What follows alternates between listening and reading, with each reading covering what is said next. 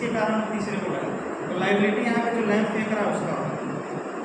एक है highness versus Harvard का केस, जिसमें डिफेंडेंट का जो सर्वेंट था वो टांगा जो होता है घोड़ा वाला, तो उसको छोड़ दिया था एक पॉपुलेटेड स्ट्रीट, मतलब जहाँ पब्लिक बहुत मूवमेंट हो रहा था पब्लिक का।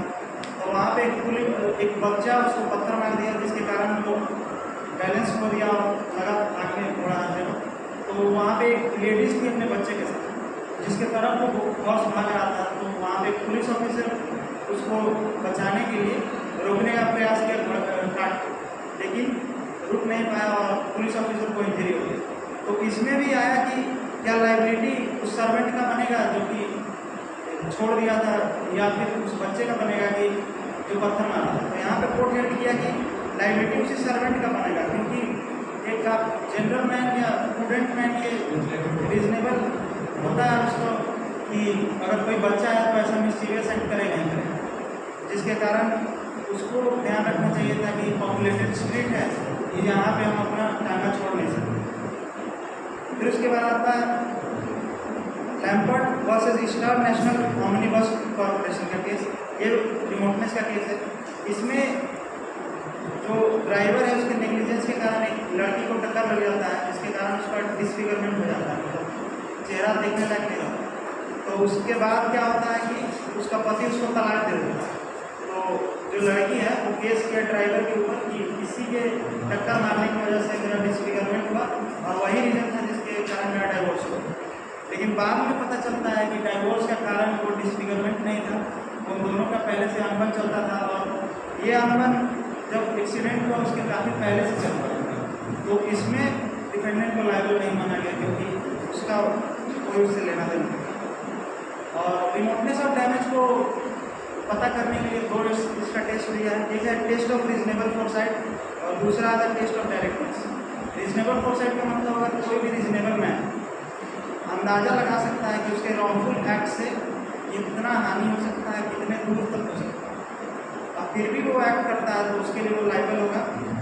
और टेस्ट ऑफ डायरेक्टनेस है कि उसमें सिर्फ रीजनेबलनेस नहीं देखा जाएगा, उसमें देखा जाएगा कि उसके एक्ट से डायरेक्ट किसको हानि होगा।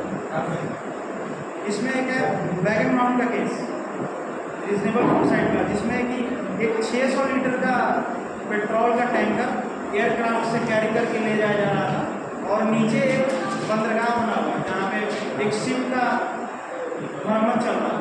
तो वहाँ पे ऊपर से 600 लीटर पेट्रोल पानी के आसपास गिर गया और बंदरगाह के आसपास, और वहाँ पे जो शिप का मरम्मत चल रहा था वहाँ से कॉटन का कपड़ा उस तेल में चिपक गया और उसके कारण आग लग गया।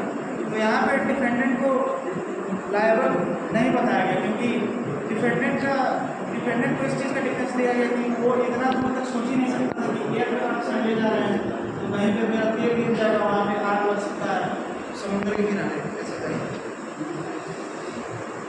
और द टेस्ट ऑफ डायरेक्टनेस है रे पॉलीमर्स एंड फर्नेस का केस।